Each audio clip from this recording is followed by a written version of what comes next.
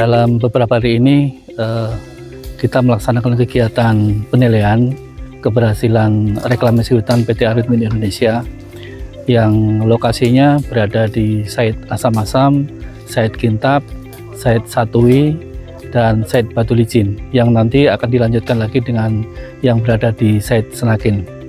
Ada beberapa hal yang diambil, data dan informasi yang diambil di lapangan antara lain terkait dengan bagaimana PT Aritmin Indonesia telah melaksanakan penataan lahan, pengendalian sedimen erosi dan pencemaran air, kemudian juga bagaimana telah dilakukan kegiatan revegetasi, di mana beberapa parameter, beberapa indikator yang diambil tadi itu saling berkaitan satu dengan yang lain.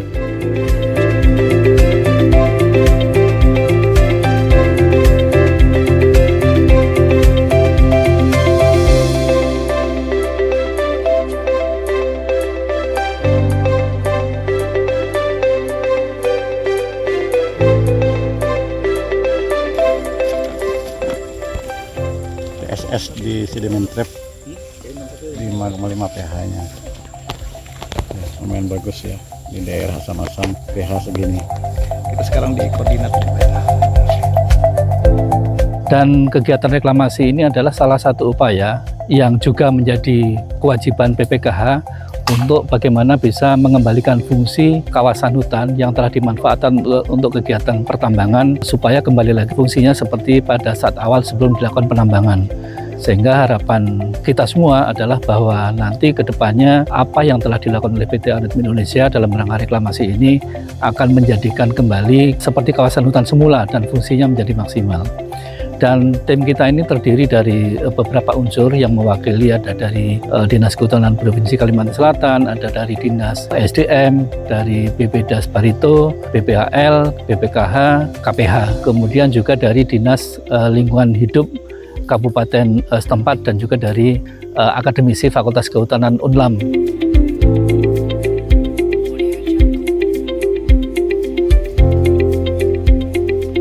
Saat ini kita berada di salah satu lokasi penilaian keberhasilan reklamasi PT Aritmin Indonesia di PU 57 yang kegiatan penanamannya dilaksanakan pada tahun 2014. Tanaman yang dominan adalah jenis kayu putih. Awalnya kami ketika melihat peta citra agak penasaran kenapa seperti terbuka itu ada tanaman apa tidak.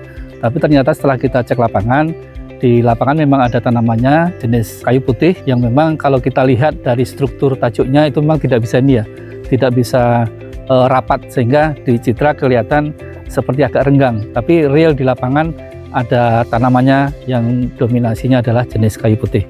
Memang benar ya, kita bersama tim evaluasi itu di posisi PU 57 dan kita lihat kondisi rata-rata tanaman ini adalah kayu putih yang di sini sudah mulai berbunga, kemudian yang ke atas itu sudah mulai buah itu ya, buah kecil ya. Nah ini memang kondisinya tampaknya tidak rapat, namun demikian setelah kita dekati dengan lokasi yang di bawah kondisinya cukup rapat juga sehingga bisa memenuhi untuk target-target pada waktu penilaian kita.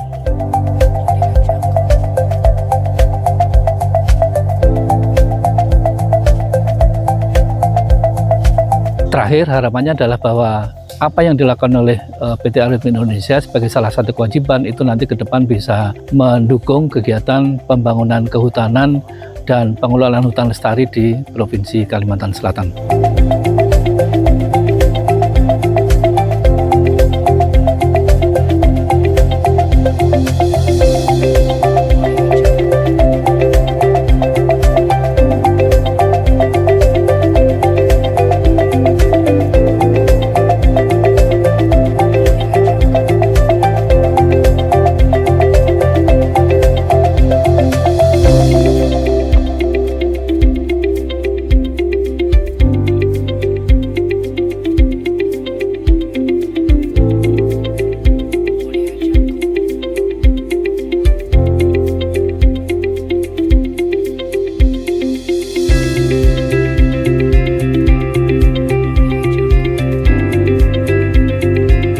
Kita berada di Site Aritmin Asam-Asam dalam rangka penilaian pengembalian areal reklamasi. Salah satunya adalah indikator dalam penilaian itu 30% adalah tentang erosi, sedimentasi, dan baku mutu air atau pencemaran. Nah, salah satunya data-data yang harus diambil adalah data sparring ini.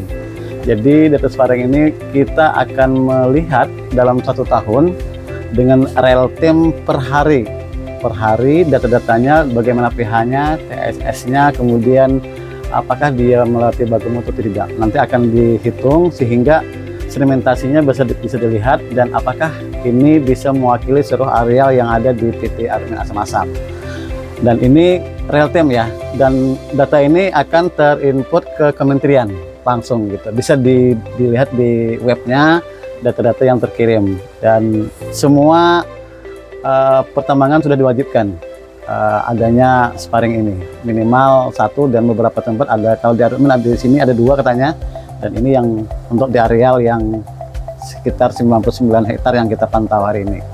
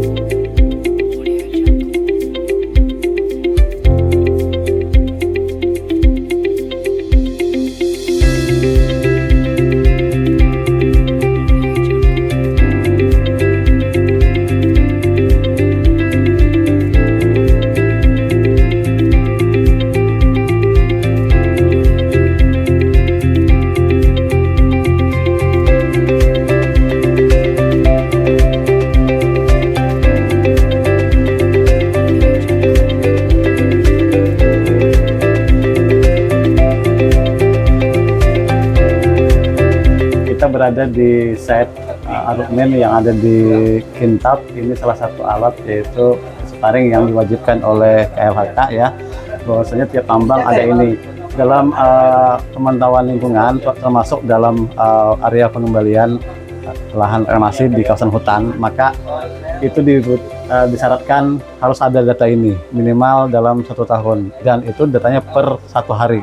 Tiap hari ada dilaporkan untuk kita melihat nanti sejauh mana besaran sedimennya ya, karena dalam 30% itu ada erosi, sedimentasi, dan air ya, keturunannya air. Nah, makanya dari data-data inilah yang kita ambil dari perusahaan yang per 1 tahun dan per bulan bahkan per hari. Data ini akan diolah untuk dijadikan perhitungan nantinya dalam pengembalian.